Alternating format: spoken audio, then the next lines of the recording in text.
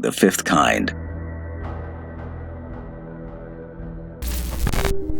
I've been a preacher for more than 30 years. I've studied and taught through the book of Genesis many, many times in churches all around the world, and I've trained pastors in the skills of interpreting texts. And it's very clear they're not stories about gods. They're stories about the powerful ones in the Bible and the sky people, the Annunaki, in the Sumerian tablets. In 1896, eminent scholar Nathaniel Schmidt was fired from his position as Professor of Semitic Languages at Colgate University. For 11 years, this American university had enjoyed Nathaniel Schmidt's erudition in Semitic languages. He delivered numerous courses in Hebrew, Aramaic, Coptic, Arabic, Syriac, and other ancient languages besides. In fact, Nathaniel Schmidt was one of America's leading scholars in the field. So why, after 11 years of outstanding achievement, was he tried for heresy and fired from his tenure in 1896? Though a devout Christian and a Baptist pastor, the authorities considered that his recent theological papers had struck at the very roots of two world religions, Christianity and Judaism.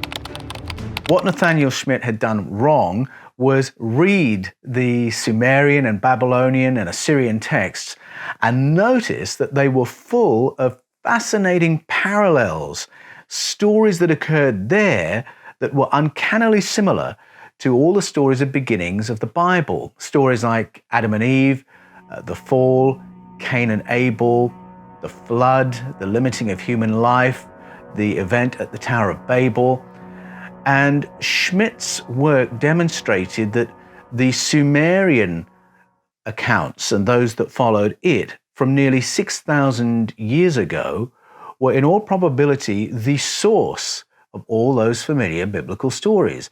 Now, that was a problem in the 1890s, because if you think about it, the church was still reeling from the after effects of Charles Darwin's On the Origin of Species, and it was busy putting together new doctrinal bases and new doctrines of biblical inerrancy to shore up the ship. So the idea that the Bible might actually be based on somebody else's stories was a bit of an embarrassment. It shouldn't have been, because Judaism and Christianity both find their roots in the story of a Sumerian family, the family of Abraham and Sarah.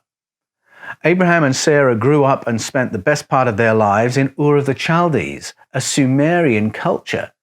And so when they emigrated from there, it's hardly surprising that they would carry with them all the stories of beginnings that they had grown up with, and sow them into the foundations of what was to become their culture, their religion, and their Bible.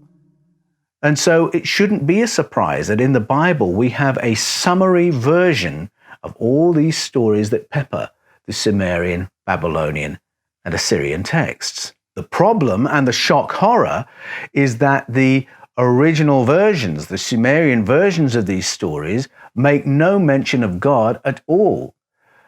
In the Sumerian originals, these are stories of our ancestors' contact with another species, a species called the Annunaki.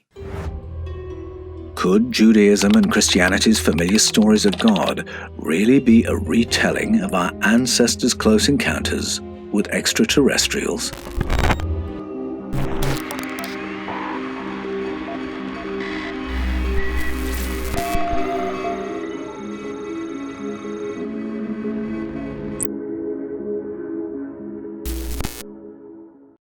The fifth kind. Check out our official website at fifthkind.tv.